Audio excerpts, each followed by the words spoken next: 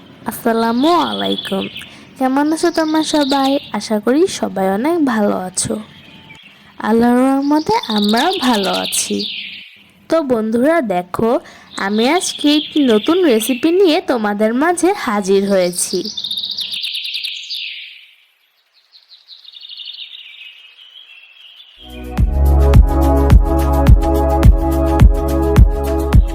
বন্ধুরা, শীতের দিনে কি শীতের সবজি না খেলে হয় বলো? এজন্য আমি বিভিন্ন রকমের সবজি একসাথে করে চুলায় বসিয়ে দিলাম। রেসিপিগুলো যদি তোমাদের কাছে একটু ভালো লেগে থাকে তো প্লিজ লাইক, কমেন্ট, শেয়ার এবং সাবস্ক্রাইব করে দিও। আর যারা আগে থেকে হাংরি মেরার বন্ধু হয়ে পাশে আছো তাদেরকে অনেক অনেক ধন্যবাদ। যারা হয়নি তারা অবশ্যই হয়ে যেও এরকম ইউনিক ইউনিক রেসিপি পেতে।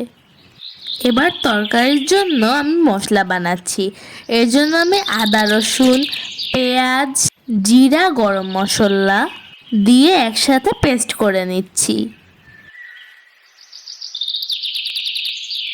এখন আমি বাটা মশলার ভিতরে দিয়ে দিচ্ছি হলুদের গুঁড়া, মরিচের গুঁড়া ও ধনিয়ার গুঁড়া।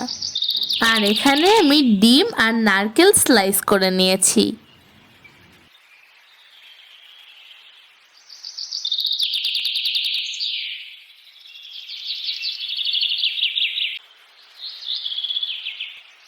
এবার প্যানে কিছুটা তেল দিয়ে ডিমগুলোকে লাল লাল করে ভেজে নিব।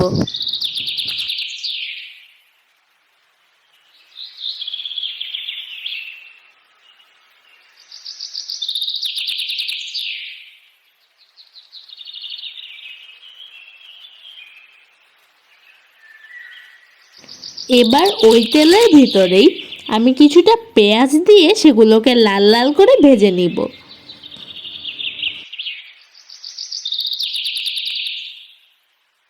এবার পেঁয়াজের ভিতর বেটে রাখা মশলা দিয়ে দিব।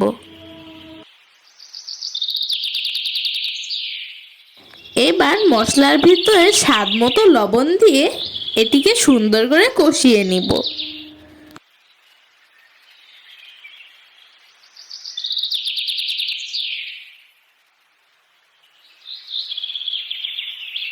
মশলাটা কষানো হয়ে গেলে এর ভিতরে স্লাইস করে রাখা নারকেলের টুকরোগুলো দিয়ে দিব, সাথে ডিমগুলো দিয়ে দিব।